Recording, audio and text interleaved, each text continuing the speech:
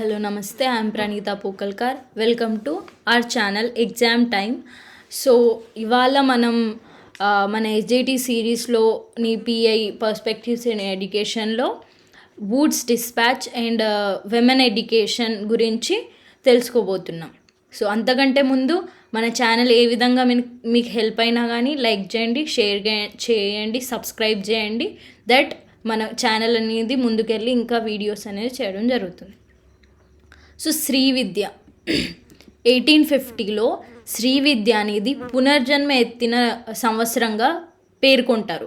ఎందుకు అనంటే అంతకుముందటి విద్యా విధానాల్లో కానీ అంతటి ముందు చేసిన ప్రతిపాదనల్లో కానీ ఏదైనా కానీ సో ఎప్పుడు కూడా బ్రిటిష్ వాళ్ళు బాహాటంగా వాళ్ళు మేము ప్రమోట్ చేస్తున్నాం విమెన్ ఎడ్యుకేషన్ అని ఎప్పుడు కూడా చెప్పలేదు. ఎందుకనంటే ఇండియన్ సిస్టంలో విమెన్కి అంత ఇంపార్టెన్స్ ఉండేది కాదు అండ్ వాళ్ళ ఎడ్యుకేషన్కి అంత ఇంపార్టెన్స్ ఉండేది కాదు.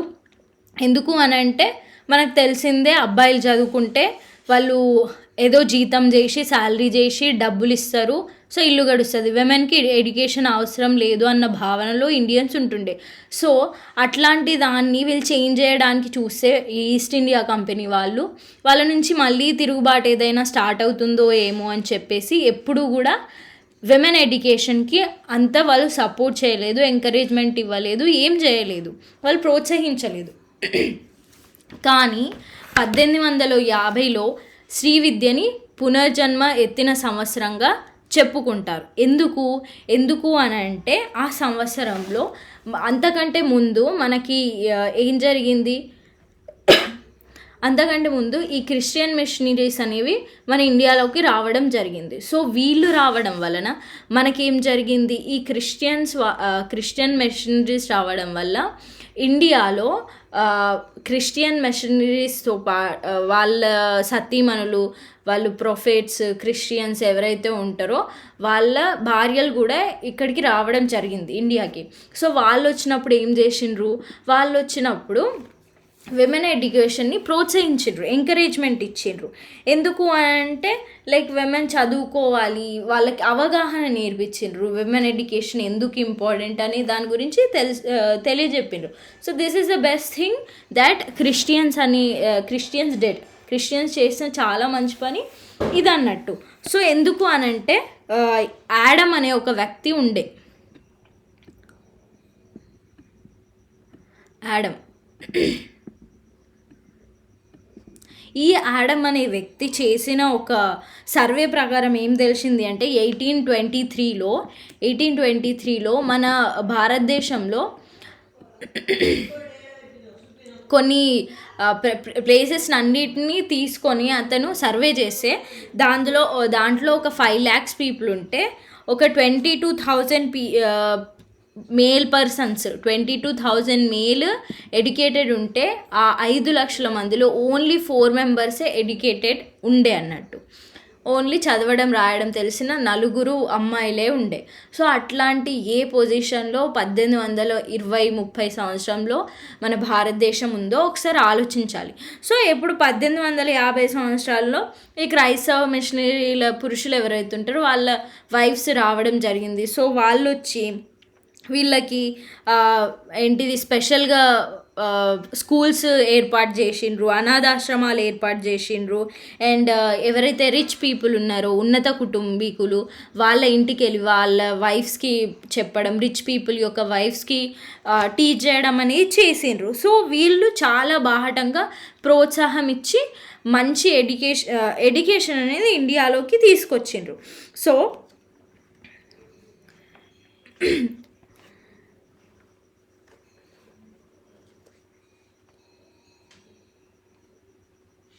సో ఈ జేఈడి బెత్యూన్ అనే ఒకతను ఉండే, ఒక్క నిమిషం.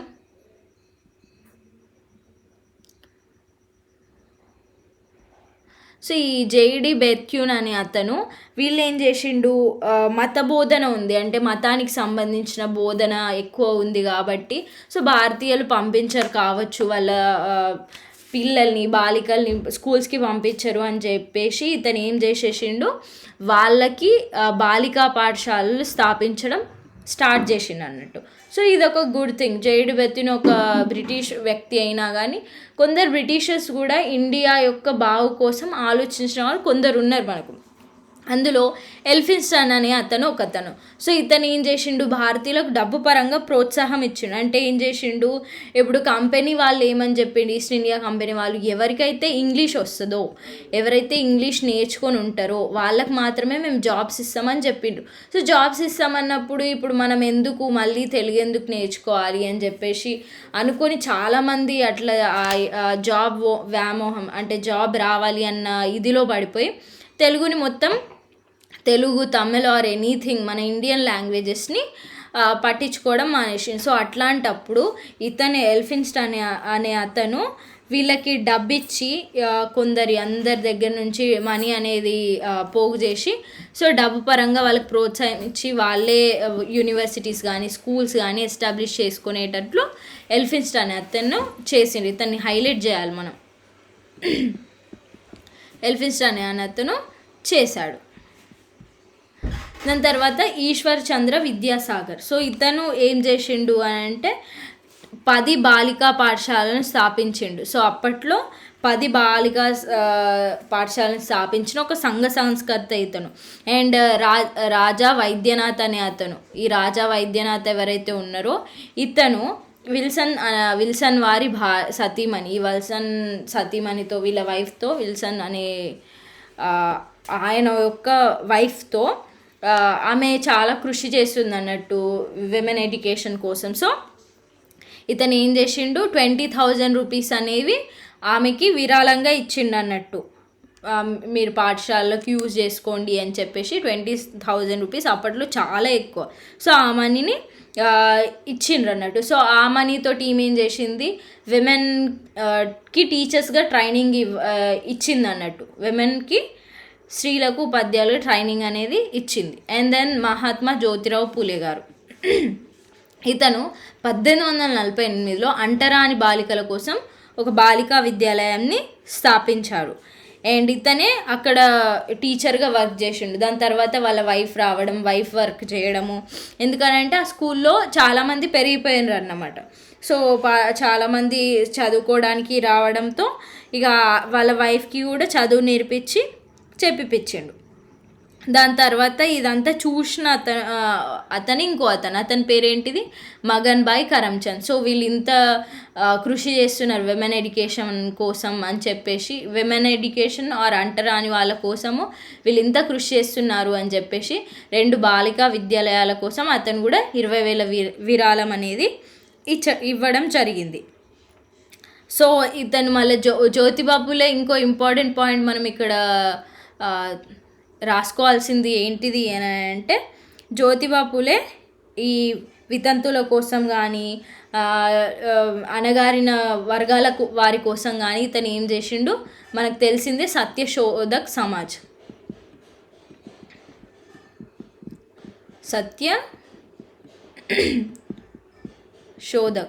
ఓకేనా, సత్యశోధక్ సమాజ్ అనే ఒక సమాజంని ఇతను ఏర్పాటు చేయడం అనేది జరిగింది.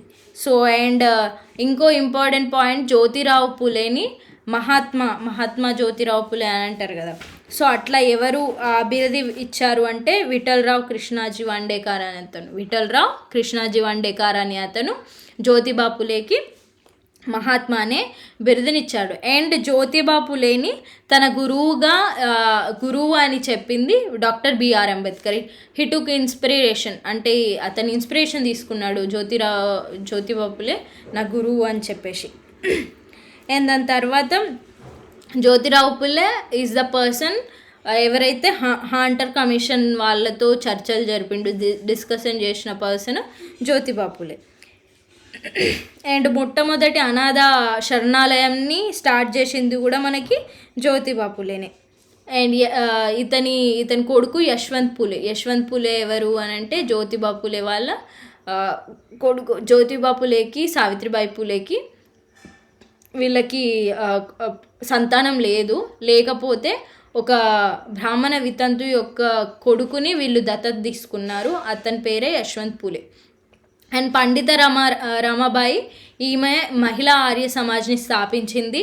అండ్ బొంబాయిలో శారదా సదన్ అనే పాఠశాలను కూడా స్థాపించింది. ఈమె ఏం చేసింది, స్త్రీ విద్యను ప్రోత్సహించడం, బాలికా వివాహాలను ఏంటిది వ్యతిరేకించడము, మహిళలకు ఎక్కువ ప్రోత్సాహాన్ని ఇవ్వడం మన పండిత రమాబాయి గారు చేశారు.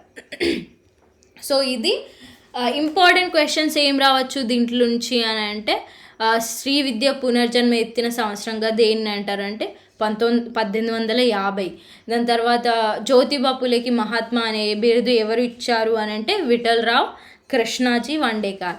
అండ్ పండిత రమాబాయి స్థాపించిన సమాజం ఏది, ఆర్య సమాజం, మహిళా ఆర్య సమాజము, ఇంకా సత్యశోధక సమాజం, ఇట్లా మనకు కొన్ని ఆప్షన్స్ ఇస్తే మనం మహిళా ఆర్య సమాజం చూసుకోవాలి. అండ్ మొదటి ఏమంటారు అనాథ శరణాలయాన్ని ఎవరు ఏర్పాటు చేశారని అంటే జ్యోతిబా పులే అని మనం ఆప్షన్స్ని చూస్ చేసుకోవాలి. అండ్ డాక్టర్ బిఆర్ అంబేద్కర్ యొక్క గురువు ఎవరు అని అంటే మనం జ్యోతిబా పులే అని చూస్ చేసుకోవాలి. సో ఇవి ఇట్లా రావచ్చు, ఫ్రేమ్ కావచ్చు క్వశ్చన్స్.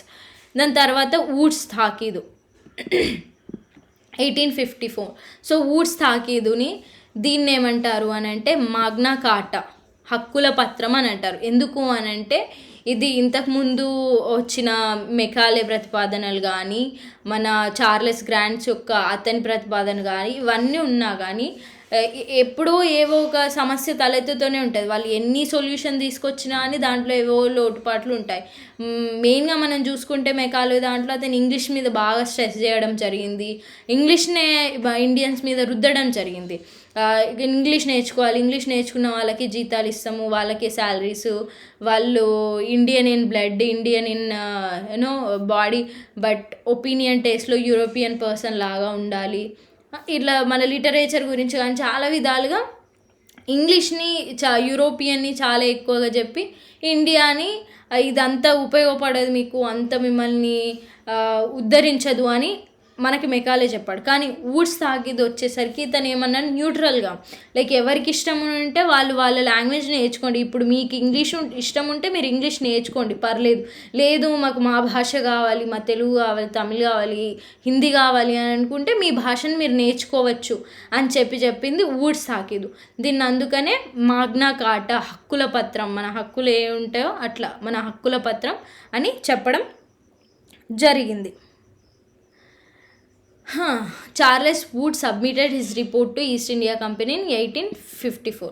సో ఇది చాలా ఇంపార్టెంట్. 1854లో చార్లెస్ వుడ్స్ అనే అతను తన రిపోర్ట్ని ఈస్ట్ ఇండియా కంపెనీకి ఇచ్చారు. అండ్ దీన్ని వుడ్స్ డిస్పాచ్ అని అంటారు, వుడ్స్ తాకీదు అని అంటారు. హెచ్ఆర్ జేమ్స్ వుడ్స్ డిస్పాచ్ భారతీయ విద్యా విధానంలో మాగ్నా కార్టా అని చెప్పారు. ఎవరు అన్నారు అట్లా అని అంటే హెచ్ఆర్ జేమ్స్ అని అన్నారు. సో దాని తర్వాత ఏంటిది,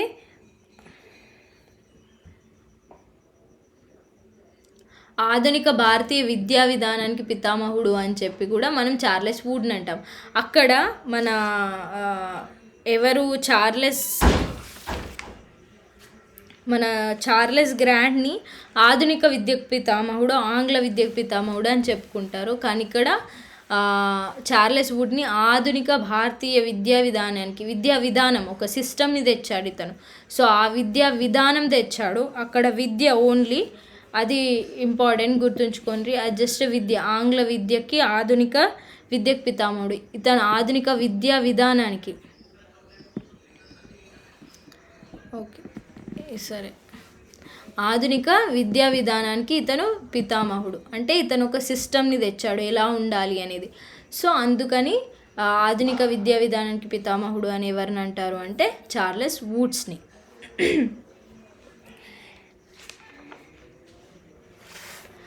so next, British government should take responsibility to expand education in India. So ఇతని సిస్టంలో ఇతను చేసిన ప్రతిపాదనలో ఇంపార్టెంట్ ఏంటి అని అంటే బ్రిటిష్ గవర్నమెంట్ అనేది ఇండియన్ ఎడ్యుకేషన్ని ఎక్స్పాండ్ చేయాలి, ఆ రెస్పాన్సిబిలిటీ మొత్తాన్ని బ్రిటిష్ గవర్నమెంటే తీసుకోవాలి అని చెప్పేసి ఇతను చెప్పాడు. దుబాసీలే కాకుండా విద్యావంతులను కూడా చేయాలి, మీడియేటర్స్నే కాకుండా జస్ట్ వాళ్ళు కమ్యూనికేట్ చేయడానికి మనకి ఇండియన్స్కి కాకుండా వాళ్ళని విజ్ఞానవంతుల్ని ప్రజ్ఞావంతుల్ని చెయ్యాలి అని చెప్పింది వూడ్స్ తాకీదు. Woods dispatch. Education department and an officer should be appointed to supervise. So ఏదైతే ఎడ్యుకేషన్ ఉంటుందో ఈ ఎడ్యుకేషన్ని సూపర్వైజ్ చేయడానికి ఆఫీసర్స్ని అపాయింట్ చేయాలి అని చెప్పింది మన వూడ్స్. దాన్ని ఏమి అని పిలుస్తారు అంటే public education directive officer. Public education directive officer అని పిలుస్తారు. అంటే ఎవ్రీ స్టేట్కి ఒక్కొక్క డిపార్ట్మెంట్ ఉండాలి, ఈ సూపర్వైజర్ ఉండాలి అని చెప్పేసి చెప్పారు.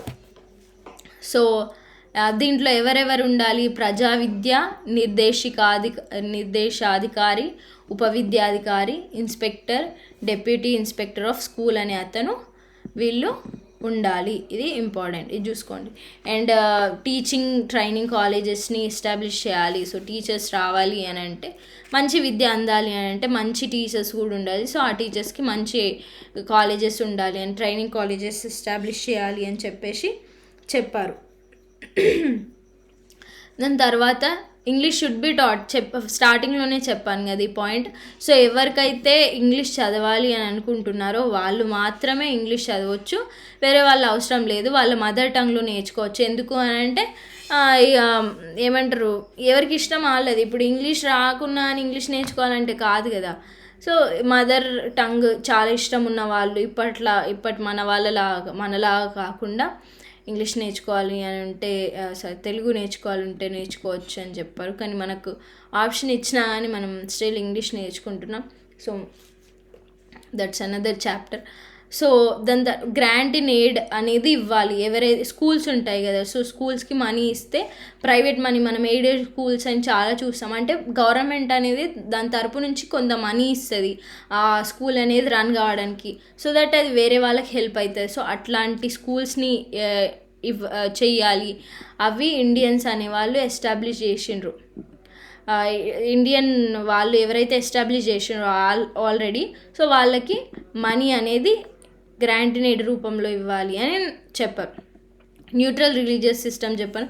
తటస్థ మత విధానం అంటే ఏ మతాన్ని కూడా నొక్కి చెప్పదు, మీరు ఇదే పాటించాలి అని చెప్పేసి ఏ మతంని చెప్పదు. సో మీ ఇష్టం అని ఒక న్యూట్రల్ రిలీజియన్ సిస్టమ్ అనేది ఉంటుంది. అండ్ ఎడ్యుకేషన్ని 5 స్టేజెస్గా డివైడ్ చేసిన అతను ఇతనే. సో ఫస్ట్ ప్రైమరీ స్కూల్, ప్రాథమిక పాఠశాల, మాధ్యమిక పాఠశాల, ఉన్నత పాఠశాల, కళాశాల, విశ్వవిద్యాలయం. వీటిని 5 స్టెప్స్లో మనకి డివైడ్ చేశారు. ప్రైమరీ, అప్పర్ ప్రైమరీ మనకి 1st to 5th, 5th to 6th to 8th, 8th to 10th, దాని 10th 11th, దాని తర్వాత డిగ్రీ, ఇంటర్ డిగ్రీ 1. సో స్టూడెంట్స్కి మంచిగా స్కాలర్షిప్ ఇవ్వాలి. సో మనకి ఇంకా తెలియని విషయాలు ఏంటంటే అప్పట్లో స్కాలర్షిప్ కోసమే చదువుకునే వాళ్ళు చాలామంది. స్కాలర్షిప్ వస్తుంది మాకు కనీసం కొంచెం అన్నా అని చెప్పేసి ఆ డబ్బు యూజ్ అవుతాయని అప్పట్లో చదువుకునే వాళ్ళు చాలామంది ఉన్నారు. 1970s కూడా ఇట్లాంటివి చాలా జరిగినాయి. వృత్తి విద్యా పాఠశాలలు అనేవి ఉండాలి. సో ఎక్కడైతే అవసరం ఉంటుందో ఆ ప్లేస్లలో స్కూల్స్ అనేవి ఉండాలి అని చెప్పేసి ఇదని చెప్పడం జరిగింది. అండ్ క్యాల్కట్టాలో యూనివర్సిటీస్ని ఏర్పాటు చేయాలి. క్యాల్కట్టా, బాంబే, మద్రాస్. సో ఆ యూనివర్సిటీస్ ఫంక్షన్స్ ఏంటిది, ఏదైనా యూనివర్సిటీ ఇస్తే దానికి కొన్ని బాధ్యత ఇస్తారు. దాని కింద కొన్ని స్కూల్స్ ఉంటాయి, కాలేజెస్ ఉంటాయి. సో అది ఏం చేయాలి అని చెప్పాను. ఈ అఫిలియేటెడ్ కాలేజెస్ దాని కింద ఏవైతే కాలేజెస్ ఉన్నాయో వాటిని, ఇప్పుడు సపోజ్ కాకతీయ యూనివర్సిటీ ఉంది, సో దాని కింద వేరే ఏవైతే గవర్నమెంట్ కాలేజెస్ కానీ ప్రైవేట్ కాలేజెస్ కానీ దాని ఆధీనంలో ఉన్న కాలేజెస్ అన్నీ దీని అఫిలియేటెడ్ కాలేజెస్ అవుతాయి. సో ఆ అఫిలియేట్ కాలేజెస్కి సజెషన్స్ ఇవ్వడం కానీ, డెవలప్మెంట్ చేయడం కానీ, వాటి ఎడ్యుకేషనల్ స్టాండర్డ్ అనేవి ఇంప్రూవ్ అయ్యేటట్టు చూసుకోవడం కానీ. ఇప్పుడు సపోజ్ ఒక కాలేజ్లో సరిగ్గా టీచింగ్ జరుగుతలేదనుకో, వీళ్ళు వెళ్ళి సూపర్వైజ్ చేసి టీచర్లను నియమించడము, లేకపోతే వాళ్ళకి ట్రైనింగ్ ఇవ్వడము, స్టూడెంట్స్ని ఎలా రప్పించుకోవాలి అనేది, ఇవన్నీ ఎగ్జామ్స్ కండక్ట్ చేయడం కానీ, సర్టిఫికేట్స్ ఇవ్వడం కానీ, ఇవన్నీ చేయాలి అని చెప్పేసి వూడ్స్ చెప్పారు. అండ్ ఇంకోటి ఇంకోటి చెప్పండి. ఇప్పుడు ఇక్కడ పీఈడిఓ ఉంది కదా, సో ఇంకో దాంట్లో దీన్నే డిపార్ట్మెంట్ ఆఫ్ పబ్లిక్ ఇన్స్ట్రక్షన్ అని కూడా చెప్పారు. ఓకేనా, ఇక్కడ రాస్తా.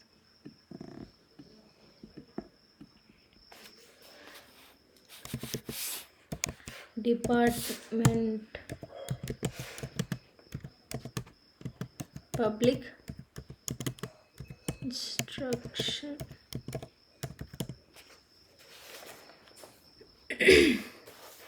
సో ఒక విద్యాశాఖ ఉండాలి అని చెప్పి అక్కడ సిబ్బంది ఉండాలని చెప్పిండ్రు. సో దాన్ని డిపార్ట్మెంట్ ఆఫ్ పబ్లిక్ ఇన్స్ట్రక్షన్ని ఏర్పాటు చేసి ఈ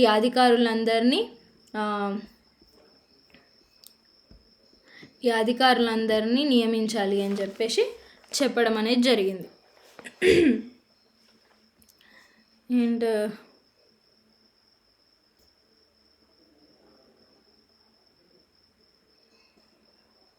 సో విమెన్ ఎడ్యుకేషన్కి కూడా, బాలికా విద్యకు కూడా ప్రోత్సాహం ఇవ్వాలి అని కూడా వీళ్ళు చెప్పారు.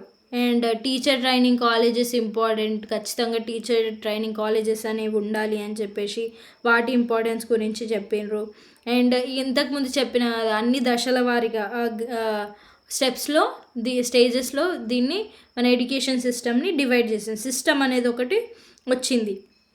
అండ్ వుడ్స్ డిస్పాచ్ చేసిన మరో కామెంట్ ఏంటిది అని అంటే, ఏదైతే మెఘాలయ ప్రతిపాదన ఉన్నాయో పూర్తిగా ఫెయిల్ అయిపోయినాయి అని చెప్పేసి చెప్పిండ్రు. సో అందుకనే ఈ ప్రాథమిక, మాధ్యమిక, ప్రైమరీ, అప్పర్ ప్రైమరీ సిస్టమ్స్ అనేవి, స్టేజెస్ అనేవి ఉండాలి, దాన్ని ఎక్కువ పెంచాలి. ఎందుకనంటే అధోముఖ వడపోత సిద్ధాంతం, డౌన్వర్డ్ ఫిల్ట్రేషన్ థియరీ అది ఫెయిల్ అయిపోయింది. ఎందుకు? ఓన్లీ ఒక టైప్ ఆఫ్ ఒక పీపుల్నే మనం టార్గెట్ చేసి ఎడ్యుకేషన్ చేసినాం.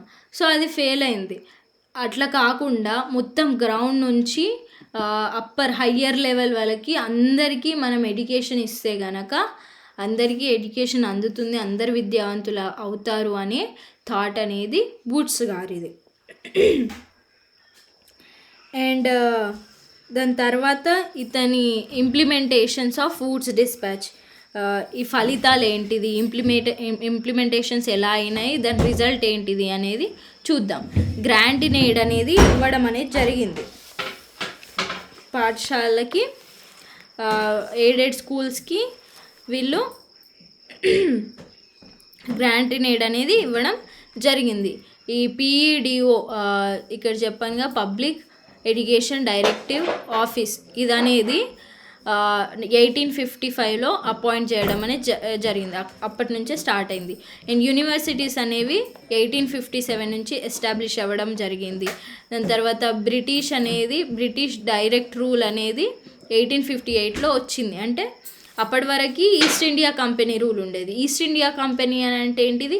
నాట్ ఓన్లీ యూరప్, అక్కడ ఫ్రెంచ్ కావచ్చు, పోర్చుగీస్ కావచ్చు, ఈస్ట్ సైడ్లో ఉన్న కంట్రీస్ ఏవైతే ఉన్నాయో అవన్నీ కలిసి ఈస్ట్ ఇండియా కంపెనీగా రూపొందింది. సో దాంట్లో హయ్యెస్ట్ ప్రియారిటీ అనేది బ్రిటిష్ వాళ్ళకి, యూరోపియన్ వాళ్ళకి బ్రిటిష్ వాళ్ళకు ఉండేది. సో దాని తర్వాత ఇప్పుడు ఈస్ట్ ఇండియా కంపెనీతో అవ్వట్లేదు రూల్ చేయడం అన్నప్పుడు చాలా పోరాటాలు, తీవ్రంగా వ్యతిరేకత రావడం వల్ల 1858లో మొత్తం కంట్రోల్ని బ్రిటిష్ అనేది తన చేతిలోకి తీసుకోవడం జరిగింది. And 1871 monitoring of educational affairs handed over to states. So 1871లో ఈ విద్యాశాఖ నిర్వర్తించే బాధ్యతలన్నీ రాష్ట్ర ప్రభుత్వానికి అప్పగించడం అనేది జరిగింది. అక్కడి నుంచే వాళ్ళు విద్యా పన్నుని వసూలు చేయడం, ఎడ్యుకేషన్ ట్యాక్స్ని వసూలు చేయడము స్టార్ట్ అయింది. సో అట్లా వాళ్ళకి ఇన్కమ్ అనేది వచ్చింది. సో విద్యాశాఖ నుండి రాష్ట్ర ప్రభుత్వాలకి ముందు మెయిన్గా ఒక విద్యాశాఖ ఉంటుండే, దాని కింద మిగతా సబ్ శాఖలు, లెవెల్స్ ఉండేవి. బట్ దాని తర్వాత ఏం చేసిండ్రు, దాన్ని ఏ స్టేట్కి ఆ స్టేట్కి అప్పచెప్పడం అనేది జరిగింది. అండ్ విమెన్కి ఎగ్జామ్స్ రాయడానికి పర్మిషన్ 1877లో ఇచ్చిండ్రు. ఇది యూరోపియన్ కంట్రీ కంటే ముందుగానే మన ఇండియాలో విమెన్స్ అనేవాళ్ళు గ్రాడ్యుయేట్ అయ్యారు. సారీ, అది ఓట్ హక్కు, సారీ అది ఇది కాదు. ఇది వీళ్ళకు ఎగ్జామ్స్ రాయడానికి 1877లో అవకాశం ఇచ్చారు.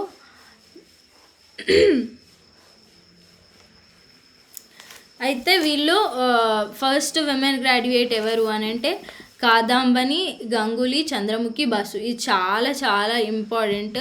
సో ఫస్ట్ విమెన్ గ్రాడ్యుయేట్ ఎవరు అని అంటే చంద్రముఖి బసు, కాదాంబని, గంగూలీ.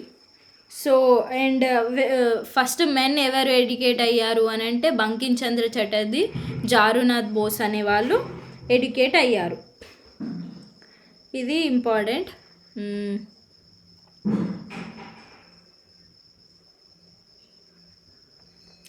నెక్స్ట్ ఏంటంటే మాస్ ఎడ్యుకేషన్ అంటే యూనివర్సల్ ఎడ్యుకేషన్ అనేది ఉండాలి. అంటే అందరి ఎడ్యుకేషన్కి కృషి చేయడం అనేది జరిగింది. అండ్ విద్యా శ్రేణులు ఎడ్యుకేషన్ గ్రేడ్స్ అనేవి ఇవి వూడ్స్ గారు ఏర్పాటు చేశారు, ప్రైమరీ, అప్పర్ ప్రైమరీ. ఇది మనకి 1964 అప్పుడు వచ్చిన దీని వరకు కొనసాగుతూనే ఉండదు. అప్పుడు ఏదైతే మనకి ఎడ్యుకేషన్ సిస్టమ్ వచ్చిందో అప్పటి వరకు ఇది కొనసాగుతూనే ఉండింది.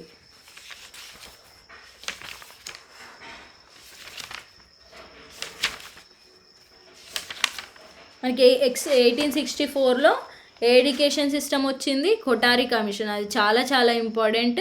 సో ఆ కొఠారి కమిషన్ వచ్చే వరకు ఈ గ్రేడ్ సిస్టమ్ అనేది రన్ అవుతూ వచ్చింది అన్నమాట. And just a minute.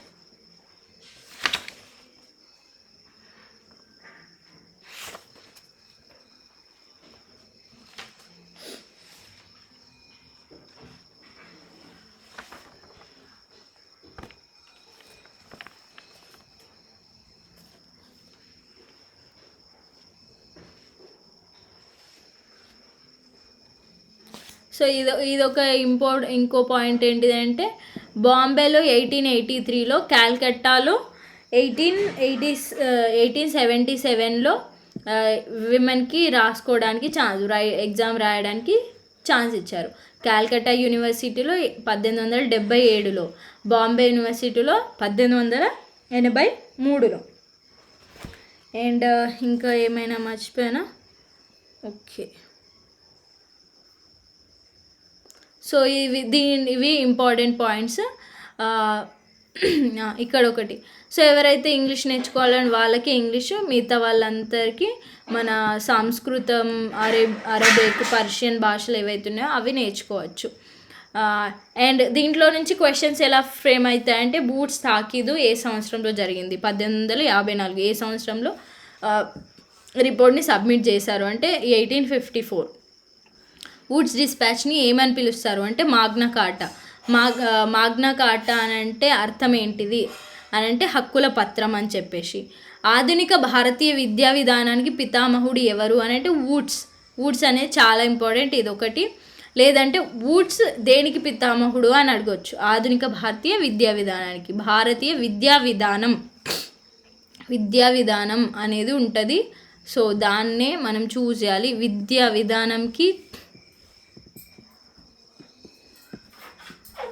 విధానంకి ఆధునిక విద్యకి చాలా డిఫరెన్స్ ఉంది. అండ్ బ్రిటిష్ గవర్నమెంట్ ఇంకోటి ఏంటిది, టీచింగ్ ట్రైనింగ్ కాలేజెస్ని ఎస్టాబ్లిష్ చేయాలి అని ఏ ప్రతిపాదన చెప్పింది ఆర్ ఎవరు చెప్పారు అంటే వూడ్స్ డిస్పాచ్ చెప్పింది. అండ్ ఎడ్యుకేషన్ని స్టేజెస్గా చెప్పింది ఎవరు అంటే వూడ్స్ డిస్పాచ్. ఎన్ని స్టేజెస్గా చెప్పారు? 5 stages. How many stages he told అంటే 5 stages. And grand senate who said to give grant signate to already established schools or colleges by Indians అని అంటే వూడ్స్ డిస్పాచ్. అండ్ లేదంటే Wood's dispatch said which of the following 3-4 options ఇచ్చి ఏదన్నారు అని చెప్పేసి అందులో 2-3 right పెట్టి ఒకటి రాంగ్ పెట్టచ్చు. గ్రాండ్ సినేట్ ఇవ్వలేదు అని పెట్టొచ్చు. లేదా న్యూట్రల్ రిలీజియస్ సిస్టమ్ గురించి చెప్పలేదు అని చెప్పొచ్చు. ఇట్లా ఈ సూపర్వైజింగ్ అఫిలియేటెడ్ కాలేజెస్. సో ఇది కూడా important. PEDO public education directive officer ఇది ఏర్పాటు చేయాలని చెప్పిండు. ఇవన్నీ చాలా important. And grant in aid, university establishment in 1857, ఇవి చాలా important. And Chandramukhi Basu Kadambari Ganguly is the first women to graduate. ఇది చాలా ఇంపార్టెంట్. ఇవి చాలా చాలా ఇంపార్టెంట్. నెక్స్ట్ మనం 1882 హాంటర్ కమిషన్ గురించి నేర్చుకుందాం. మీకు గనక ఈ వీడియో నచ్చినట్టయితే, ఈ ఇన్ఫర్మేషన్ యూజ్ అయినట్టయితే లైక్ చేయండి, ఖచ్చితంగా షేర్ చేయండి, సబ్స్క్రైబ్ చేసుకోండి, కమెంట్ చేయండి. Thank you so much. Stay tune.